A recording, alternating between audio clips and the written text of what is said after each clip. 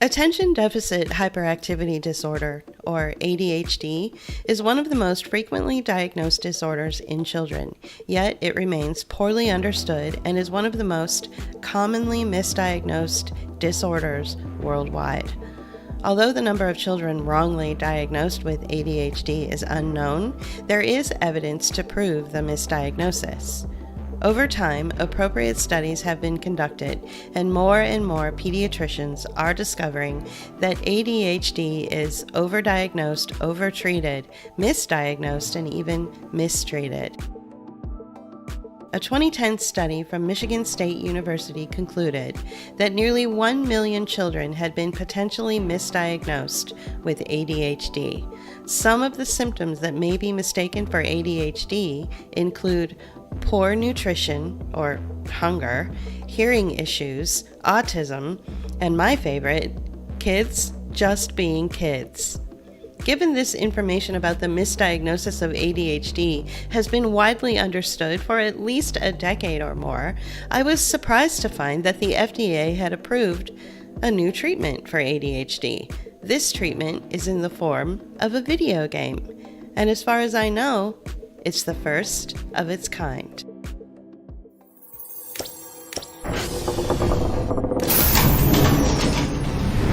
Imagine a medicine made up of pixels and play.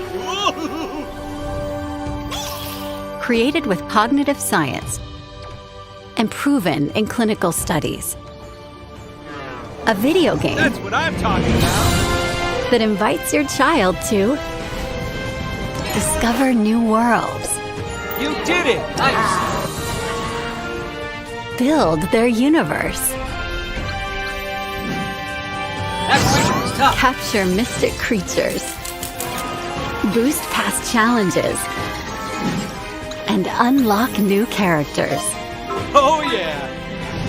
all to create positive change. Introducing Endeavor RX, the first prescription ADHD therapy Look at us, rocking it again. delivered through a video game experience. Designed to work alongside your treatment plan Hey, whoa! You were all round, and I was all woot. Awesome! and proven to improve attention.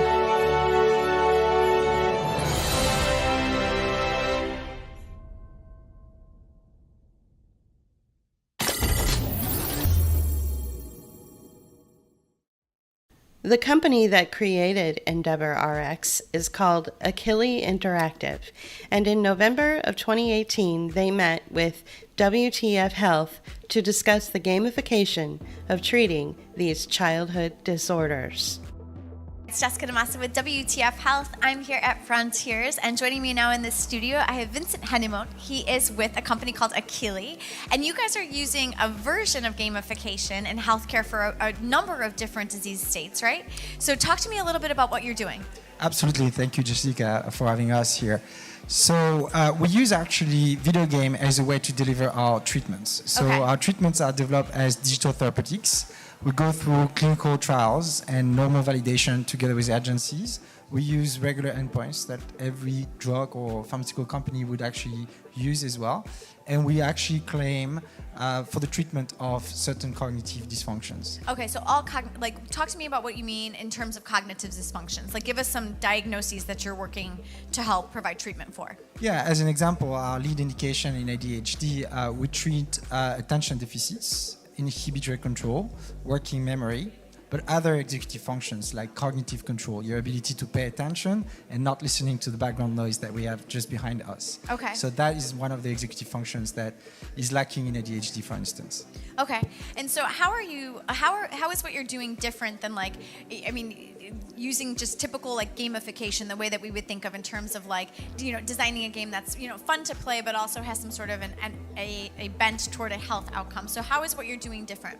So first of all, again, the video game is just a syringe to the treatment. We have a series of algorithms that are adaptive to each patient that monitor your cognitive impairments and adapt the challenge, the sensory stimulus to which cognitive impairments you have.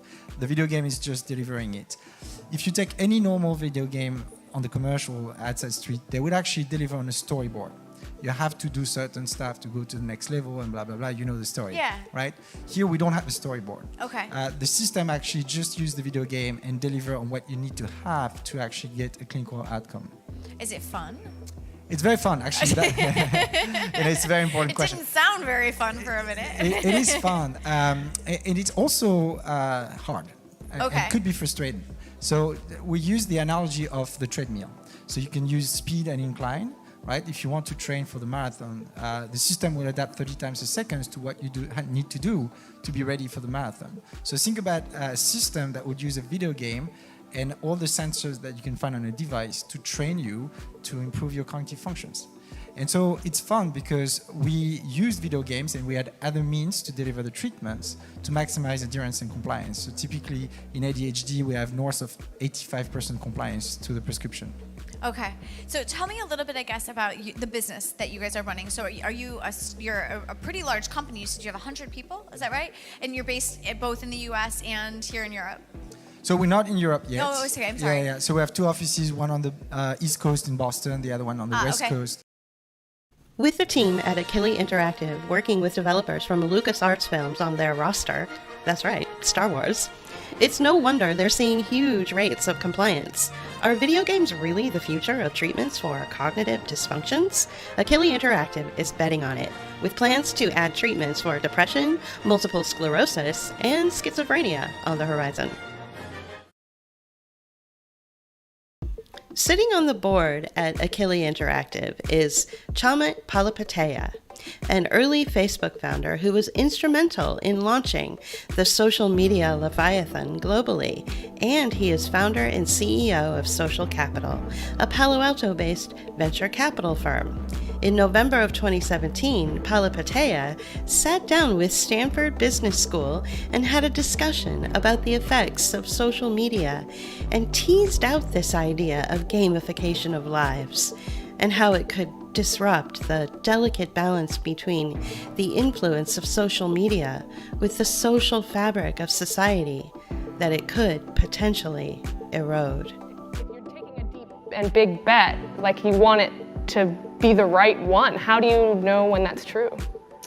I think that fail-fast approach works in consumer internet businesses, but I don't think it works for anything that really matters. Basically. Consumer internet businesses are about exploiting psychology.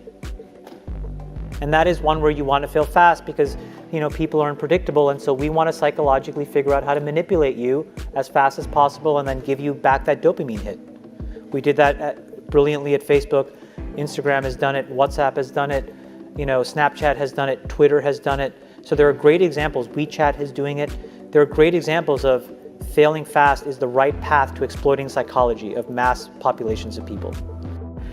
I want to bring us back to the point that you were making about exploiting consumer behavior in a consumer internet business. You said that this is a time for soul searching in social media businesses, and you were part of building the largest one. What soul searching are you doing right now on that? I feel tremendous guilt. I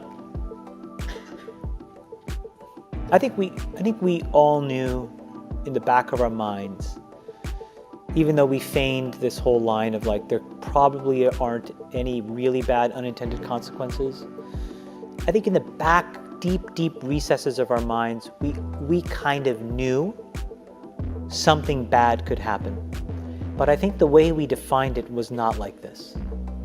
It literally is a point now where I think we have created tools that are ripping apart the social fabric of how society works. That is truly where we are. And I would encourage all of you, as the future leaders of the world, to really internalize how important this is. If you feed the beast, that beast will destroy you. If you push back on it, we have a chance to control it and rein it in. And it is a point in time where people need to hard break from some of these tools and the things that you rely on. The short-term dopamine-driven feedback loops that we have created are destroying how society works. No civil discourse, no cooperation, misinformation, mistruth. And it's not an American problem. This is not about Russian ads. This is a global problem. So we are in a really bad state of affairs right now, in my opinion. It is eroding the core foundations of how people behave by and between each other. With this unusually candid admission, and with the understanding that social media is essentially a gaming out of our social lives digitally, I wondered why Palapatea's company Social Capital would invest over $100 million in a gaming company. Under COVID measures and digital interfaces that have exploded within those measures, we've seen the largest transfer of wealth in history funneled directly into the coffers of the big tech platforms. Equally, we've seen a mammoth rise in FDA-approved pharmaceutical stock, so naturally Palapatea is going to invest in this bizarre little marriage between big tech and the FDA called Endeavor RX.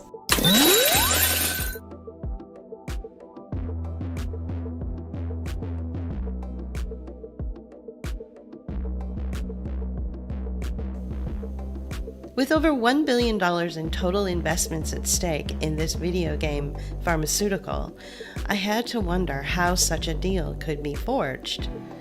This question led me right back to Palapatea, labeled the SPAC King. SPAC is an acronym for Special Purpose Acquisition Companies, and what it comes down to is celebrity endorsements, blank checks, and deregulation. SPACs, through the celebrity endorsement of, say, the SPAC King, allows an empty holding company to become public. It is then issued a large stock valuation to acquire a private company, which then ends up controlling the entire company.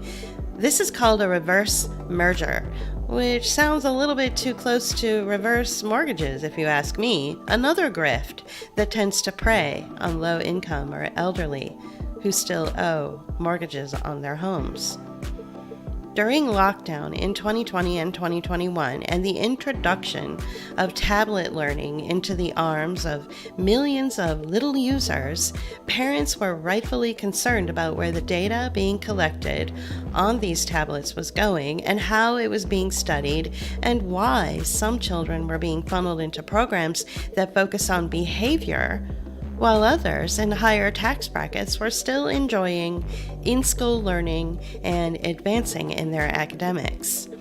After all, parents themselves saw evidence of an all-around decline in their children as they spent more and more time on their tablets and their gaming programs. So concerned were they with their children's decline, they brought these questions up with their pediatricians. You know, I've been on a soapbox about video games and cell phones and electronics, but I don't think you guys really understand how evil these devices really are. And I don't think you understand how much of an intervention these things are to destroy your children's brains. And I'll take it a step further. Every step of the development of a child comes with it a physical, mental, emotional, psychological, and spiritual stage of development. Every step. And you know, you don't have to do more than just feed, water, give sunshine, and love a child. Because the program is in there. Talk about God, talk about spirit, talk about native intelligence, talk about vital force. All the ingredients are in there to move us forward. You know, you don't have to teach a child to sit up or to walk or to potty train or to talk or to feed himself, right? Or to take off her clothes. You don't have to teach them. It's in the program. If given the right food, water, sunshine, and love. And so most of the stages of development require a lot of empty space, a lot of downtime, a lot of unknown and contemplation and just boredom. For those stages of development, for physical, mental, emotional, psychological, and spiritual input to enter into the child at each stage of development. And I was just at friend's house this past weekend, and their 12-year-old daughter was on the computer talking to friends for 14 to 16 hours both days I was there. And these parents are awake. But this stuff is so rampant. And it's what it does is it constantly fills children up and doesn't give their stages of development an opportunity to receive input to develop. And so what you're going to see, and what we're already seeing, is empty stages of development where these kids are not maturing. They're not developing the physical, emotional, mental, psychological, and spiritual stages that they need to take with them into adulthood. And so they're being robbed. They're being robbed. And I really, even the parents who are awake, I implore you, get these kids out of the devices. They are purely addictive and only meant to be addictive. And you are stunting. And Dr. T and I know this because we've worked with kids with neurodevelopmental disabilities, and we've worked with patients who are chronically inflamed. You will not have growth and development in places where you're inflamed. And these devices increase adrenaline, they increase addiction, and they increase the markers of inflammation. And in so doing, they stop development. And if the child comes off the device, I'm sorry, you don't go back to pick up where you left off. You actually miss pockets of important stages of physical, mental, emotional, psychological, and spiritual development. And we are in trouble if we don't stop this madness. Given that Black kids are the targeted demographic for the misdiagnosis of ADHD, it looks as though the underprivileged communities are once again being cannibalized for profit schemes that come straight out of Silicon Valley.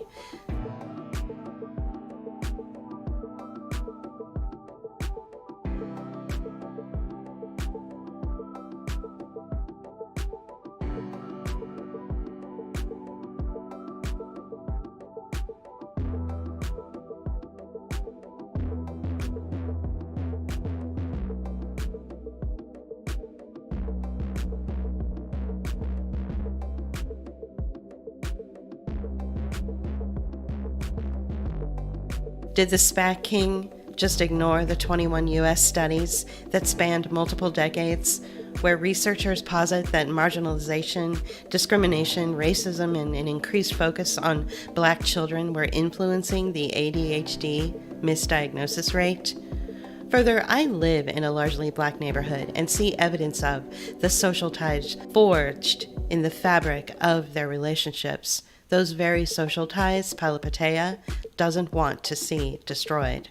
And the 21-year study that I mentioned started in 1979, which just so happens to be right around the time that deep funding cuts to athletics departments and social programs in schools were made. Isn't it ironic we saw a sudden rise in ADHD diagnosis right around the time the kids had no place to participate in sports or activities or even socialize? I don't think I would be ruffling any feathers or insulting anyone by pointing out the obvious. And that'll do it. It's over. The Golden State Warriors return to a familiar place. They're on top of the NBA world. The fourth title in 8 years. The Black community in general is known for their athletic abilities, and they put great pride in their athletic programs and accomplishments. Palipatea himself should know this, since he was once part owner of the Golden State Warriors. But what better way to destroy the potential of a particular community's athletic abilities than by shackling them to a device or game based on a fabricated diagnosis? Is this what equity looks like? Are parents going to start believing these ADHD diagnoses when their kids are just being kids? Were the ADHD-centered programs that had seen a substantial dip in funding over the years due to lack of interest and skepticism over the diagnosis itself suddenly given another shot in the arm and made relevant again because of this deal? And were these funding tools like SPAC given viability in a volatile market because of FDA approval over something like a video game or vice versa?